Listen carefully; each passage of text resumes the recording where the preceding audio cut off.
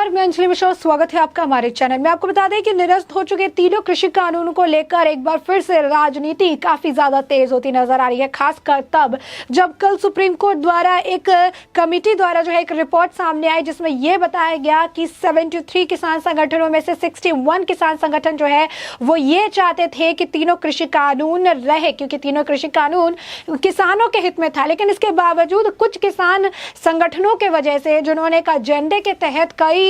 दिनों तक जो है किसान आंदोलन जारी रखा, जिसके बाद सरकार ने नवंबर के महीने में इसे निरस्त कर दिया था। अब इस पूरे मामले पर जहां पर कल सुप्रीम कोर्ट की रिपोर्ट निकलकर सामने आई है, अब इस पर राकेश टिकैत की तरफ से बयानबाजी देखने के लिए मिल रही है, क्योंकि उन कुछ किसान संगठनों में से एक जो है राकेश टिकैत का भी है, जिन्होंने लगातार जो है किसान आंदोलन में एक अहम भूमिका निभाई थी, लगातार जो है सरकार को निशाने पर रखा था। और अब उनका जो है वो बेनकाब हो गए उस कमेटी रिपोर्ट से, और अब सुप्रीम कोर्ट द्वारा जो रिपोर्ट निकाली गई है, जो सामने आई है, उस पर भी सवाल खड़े कर रहे हैं। क्या कुछ कह रहे हैं राकेश टिकैत, हम आपको जरा विस्तार से बता देते हैं। दरअसल निरस्त हो चुके तीनों केंद्रीय कृषि कानूनों को लेकर एक बार फिर राजनीति गरमाई हुई है। सुप्रीम कोर्ट की ओर से नियुक्त समिति की रिपोर्ट सार्वजनिक होने के बाद किसान नेता राकेश टिकैत एक बार फिर बड़े किसान आंदोलन की धमकी दी है। रिपोर्ट में कहा गया कि समिति कृषि कानूनों को निरस्त करने के पक्ष में नहीं था। ऐसे में किसान नेताओं ने एक बार फिर कृषि कानून को वापस लाए जाने की आशंका है। ये कहा जा रहा है कि एक बार फिर से कृषि कानून को वापस दिया जा सकता है, और इसे लेकर भारतीय किसान यूनियन के नेता राकेश टिकैत ने अपने ट्विटर हैंडल पर एक ट्वीट किया, जिसमें उन्होंने लिखा है कि 3 कृषि कानूनों के समर्थन में घनवट के सुप्रीम कोर्ट को सौंपी रिपोर्ट सार्वजनिक कर साबित कर दिया कि वे केंद्र की कठपुतली थे। इसकी आड़ में इन बिलों को फिर से लाने की केंद्र की मंशा है, और देश में और बड़ा किसान आंदोलन खड़े होते देर नहीं लगेगी। तो साफ तौर पर ये उन्होंने धमकी दी, साथ ही रिपोर्ट पर भी सवाल उठाया, सुप्रीम कोर्ट पर भी सवाल उठा दिया और कहा कि सुप्रीम कोर्ट भी केंद्र की कठपुतली है। समिति ने इस रिपोर्ट में पिछले 19 मार्च को सुप्रीम कोर्ट को सौंप दिया था। सुप्रीम कोर्ट की 3 सदस्य की समिति के सदस्य और किसान नेता अनिल घनवट के इसे सार्वजनिक किया है। घनवट ने कहा कि उनको रिपोर्ट को सार्वजनिक करने के लिए सुप्रीम कोर्ट से अपील की थी, लेकिन सुप्रीम कोर्ट ने इस पर कोई प्रतिक्रिया उस वक्त नहीं दी थी। तीनों कृषि कानूनों के समर्थन में घनवट ने सुप्रीम कोर्ट को सौंपी रिपोर्ट सार्वजनिक कर साबित कर दिया कि वे केंद्र सरकार की ही कठपुतली है।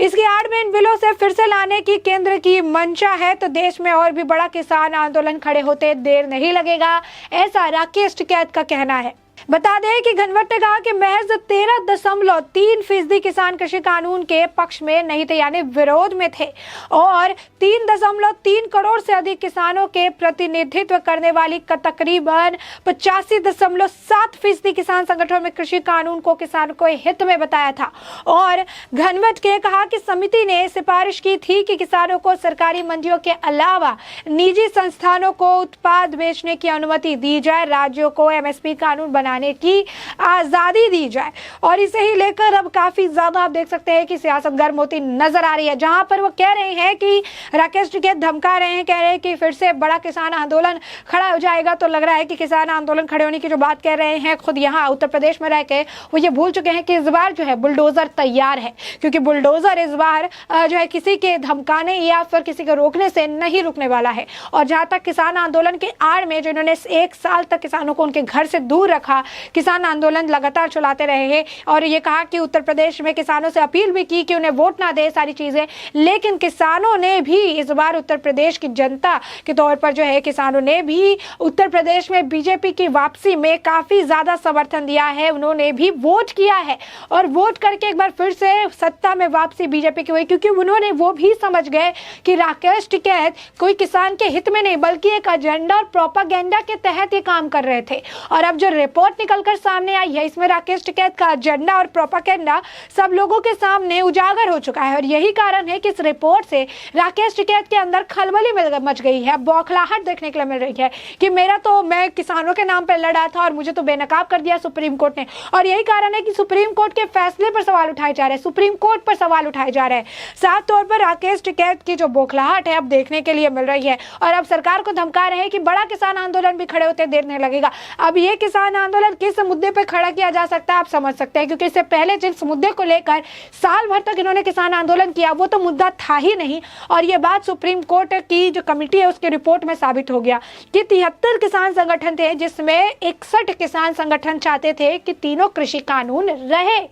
बाकी के बचे किसान संगठन जिन्हें जो है राकेश टिकैत, नरेश टिकैत, ये लोग चला रहे थे, इन लोगों ने एजेंडा के तहत इसे कृषि कानून को काला कृषि कानून बनाकर इसे प्रचार किया। जितने किसानों को मैनिपुलेट कर सकते थे उन्हें मैनिपुलेट किया, उन्हें रास्ते पर उतारा और इतने सालों तक जो मतलब इतने दिनों तक जो है लगातार आंदोलन को ये चलाते रहे। और अब जब ये देख रहे हैं कि आंदोलन की पोल खुल चुकी है, अब इनकी पोल खुल चुकी है, क्योंकि सुप्रीम कोर्ट की रिपोर्ट में साफ बता दिया गया है कि ज्यादातर किसान जो है वो क्या चाहते थे। और सिर्फ सुप्रीम कोर्ट की रिपोर्ट नहीं, इस बार उत्तर प्रदेश में जिस तरीके से बीजेपी को प्रचंड जीत मिली है, किसान बहुमूल्य एरिया जहां पर ज्यादातर किसान थे, जहां पर सबसे ज्यादा किसान आंदोलन का असर पड़ना चाहिए था, उन एरिया में भी बीजेपी ने जो है जमकर जो है बढ़िया प्रदर्शन किया। वहां पर भी कई सीटें उन्होंने जीती, वहां पर भी जितनी सीटें थे अधिकतर सीट बीजेपी के खाते में आई। और यहाँ पर जो चुनाव में ये देखने के लिए मिला कि किसान आंदोलन का कोई खास असर जो है चुनाव पे नहीं पड़ा, जिसे लेकर एजेंडा के तहत चलाया जा रहा था। किसान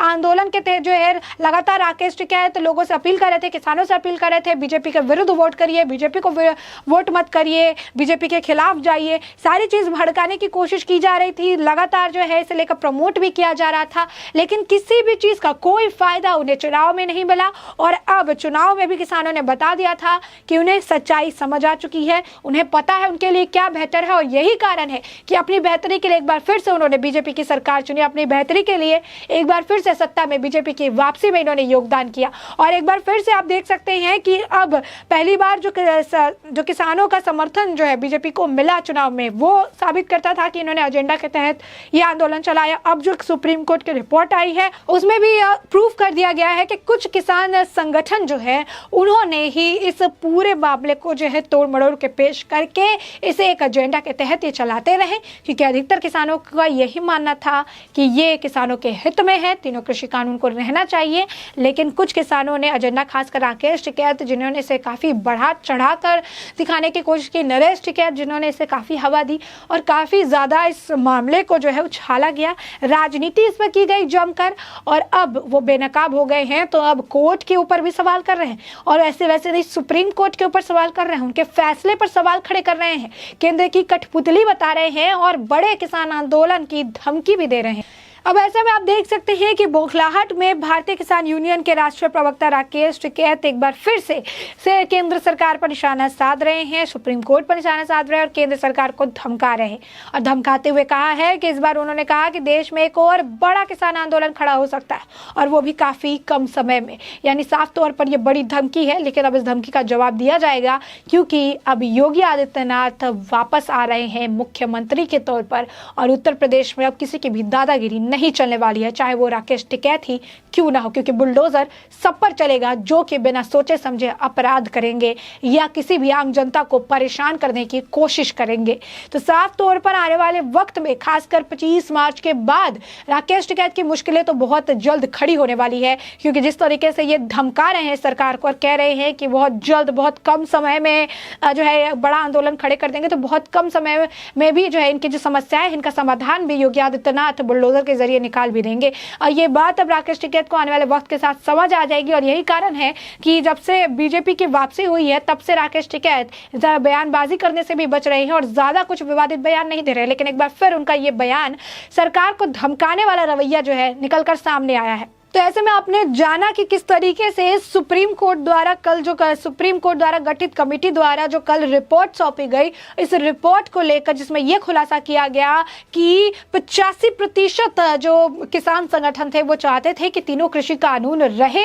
लेकिन कुछ जो है प्रतिशत जो किसान संगठन थे उन्होंने एक एजेंडा के तहत इतने जो है वक्त तक किसान आंदोलन चलाया और कानून को निरस्त करने पर मजबूर किया। इसे ही लेकर राकेश टिकैत की बौखलाहट देखने के लिए मिली, और राकेश टिकैत ने ट्वीट ट्वीट करके क्या कुछ लिखा, इसके बारे में भी हमने आपको बताया है कि किस तरीके से उन्होंने केंद्र सरकार को एक बड़ा आंदोलन खड़े करने की धमकी दी, साथ ही सुप्रीम कोर्ट को भी जो है केंद्र सरकार की कठपुतली बताया और सुप्रीम कोर्ट के फैसले पर भी सवाल खड़े किए। तो ऐसे में आपने ये पूरा मुद्दा जाना है कि ये पूरा मुद्दा क्या है, क्या कुछ राकेश टिकैत कह रहे हैं, और इस पूरे मुद्दे पर राकेश टिकैत के बयान पर आपकी भी जो राय हो हमें कमेंट सेक्शन में कमेंट करके जरूर बताएं।